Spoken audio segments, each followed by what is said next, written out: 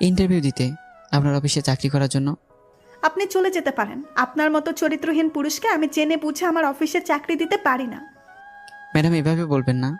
আমার এই বাচ্চাটার ভবিষ্যতের প্রতি লক্ষ্য করে আমার প্রতি দয়া করেন। আপনার ছেলের প্রতি আমি কেন দয়া করব? ছেলেটা কি আমার একার নাকি আপনারও? আমার স্বামী আর ছেলে উভয়ই মরে গেছে যেদিন আমাকে সে ঘাট ধাক্কা দিয়ে মাঝরাতে বাড়ি থেকে বের করে দিয়েছিল। আদিলা, এভাবে বলো না। আমার ভুল হয়েছে।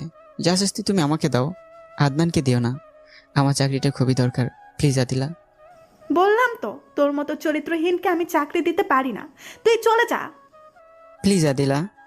তুই বের হবি নাকি দারোয়ান ডেকে তোর ঘাট ধাক্কা দিয়ে বের করব? আদনান, আসো।